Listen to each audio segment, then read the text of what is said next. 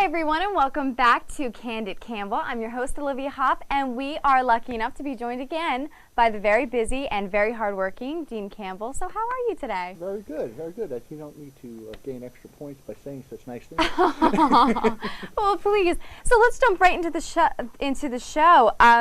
The one topic that no one can forget is the big blizzard that we just had this weekend. I mean, schools were closed down, businesses were closed down, and somehow Ryder, after it all, just was able to reopen the day after, which is very impressive. Yeah. I mean, after a blizzard like that and a power outage, how vital is cleaning up the campus, and how do you get it done so quickly? We have an amazing facility staff, and all of the credit goes to them for cleaning up. They came in when the first snow started falling on Tuesday night, and they stayed here round the clock.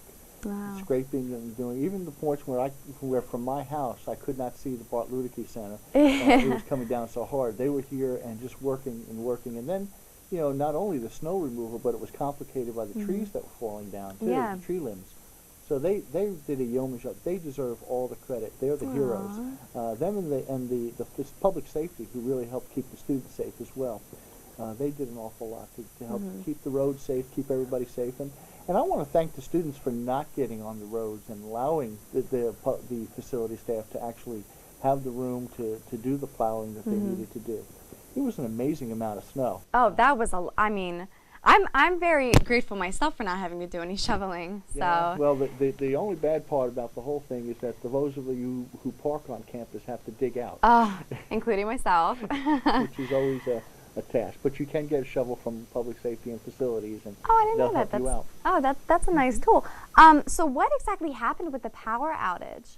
The power outage didn't happen on this campus alone. It was something that happened outside of campus, and around us there were about 500 homes that were without power. Oh wow. We're lucky in that, you know, we have some generators that help us with essential services. In each residence hall, there's there are gas generators that come on when the power goes off, and that keeps on the heat, some emergency lights, and keeps the fire alarm system going. So they came on and wound up the emergency lights, and our RAs and staff was trained. They're trained with extra flashlights to help out a little bit. Yeah, it only lasted an hour, which was good, but we've had it last a little bit longer, so we were pleased. Luckily, most of the lines on campus are underground, so the trees don't affect it that much. Oh, that's good. I know I've seen a lot of branches that have fallen because of the snow. How do things like that affect, I mean, the danger on campus as far as falling branches or? Well, during the middle of the snowstorm, I asked the RAs and the RDs to put out an alert for the students to not walk under trees, because as heavy as the snow was, branches were falling everywhere, and students, if they're not thinking or they're not mindful of it, could get hurt, because you don't know which branch is going to fall and when. So we did put out the alert, and again, the students were very mindful of that and been very good. The students did have a lot of fun with the snow. Yeah. I remember, I think it was the ultimate frisbee team, where somebody out there playing frisbee on the indoor field in the middle of the blizzard. We had people playing football and having fun, and so the students seemed to have a lot of fun safely in the snow as well. Yeah, I enjoyed it, and also the campus looks beautiful when it's covered in snow. I do have to say that. It looks beautiful. I feel like I'm in a calendar. It's very, very pretty. So I know that earlier this semester there was a bit of an issue with crowded classes. Are there anything about any new academic buildings or anything that may be in the works? Well, you know that we did some reorganizing of classes and class times and how we assign classes in order to create more space for the students in the classes. We had to reduce some size classes because of fire code and work on that. We do have some plans for additional classroom building. We are working right now and planning for a new academic building that'll be built near Memorial Hall, on the grassy area near Memorial Hall. Okay. The academic building will have classrooms and faculty offices, and it'll have some large meeting spaces. It's going to be a very, very nice classroom. We don't know exactly which departments are going there at this point, but the plans are there for it, and we're hoping to have it done. We're doing a lot of fundraising, and all the fundraising for it, and it's going along very, very well. So we'll see. Hopefully in a couple of years we'll start breaking ground on that. Oh, good. I hope I'm still here for that. That seems really nice. Oh, good. Well, speaking of construction, I know the theater in the BLC is getting quite a big facelift. So how did that come about? Well, when we moved music theater from the Westminster Princeton campus to this campus, we needed another theater to support the program. We at one time thought with the new academic building we would incorporate a new theater into that, but it was more cost effective to redo the Bart Luedeke Center Theater to be able to enhance that program. Now, it's going to be a great theater. We're not going to add any seats. It's all going to come to the back. We're going to add, ability for dressing rooms, obviously. There's going to be a place to do set construction. The sets will be able to fly in like a regular major theater can do. On the lower level, because the Bart Luedeke Center at that point slopes down, the ground slopes down, there'll be a experimental theater, and there'll be a dance studio for dance classes down there. So it's going to be a really remarkable structure, and we're going to break ground on that this summer here and work there. We're also planning another academic building on the Westminster campus. Oh, really? So to support them, that'll have rehearsal space and places for them to sing in their choirs and do things in some performance areas. So there's a lot of plans for growth on both campuses. Wow, that's great. Well, so with the completion of the BLC Theater, will that change at all the uses of the other theater facilities, like the Yvonne Theater? I mean, will they be affected?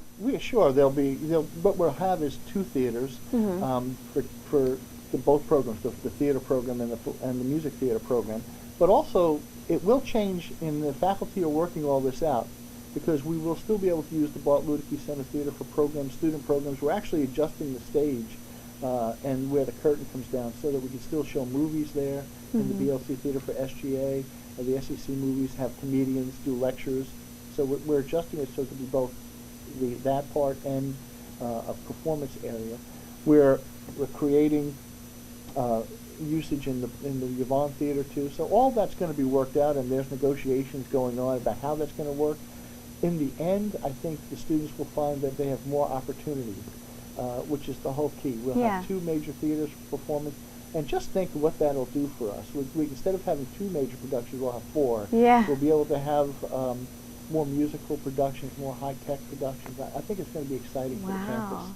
I can't wait to see that. Now, when exactly will the completion of the BLC Theater take place? Exactly. Well, it's going to start this summer, and if a conservative timeline is 18 months, so you figure a year and a half or so from the summer. Oh, good. As a conservative timeline. Things don't always go as planned, so we'll see. Hopefully it'll be done faster. Yeah, we'll see. Definitely. I'm so excited to see that. That should be really nice. Well, so the construction there for the theater and the BLC, that was paid for primarily through donations, correct? Well, donations and funds that we have accumulated through the years. None of this is coming from tuition dollars. It's all being funded externally and through things that we've done with fundraising and savings. Well, how vital are donations to Life at Rider? Well, donations are always important. Donations support the scholarships that you have, as many students have, the endowed scholarships, and the financial, give us the ability for financial aid to help us enhance the buildings. Some of the things that you see in this theater were done by donations. So they help us every single way. And that's the nice thing about Rider as a private institution. You know, we live as a family, we live as a community, so when people graduate, they feel a commitment to their programs and to the experiences they have to encourage it for the future students. Yeah. It's always helpful.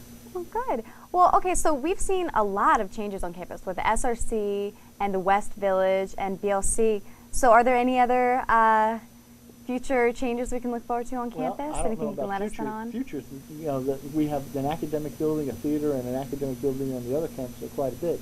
We are, as you know, going to open up this spring in May or summer the new turf field in the back, where there's a possibility and exploration of having a new arena, but that's still in the very early stages. Well, that's all the time we have for this week, but I want to thank you so much. We know you're a busy guy, so thank you so much for coming to spend a little time with us today. Thank you guys for tuning in to another episode of Candid Campbell. Make sure to tune in next week, because we have some more topics we'd like to talk to with Dean Campbell.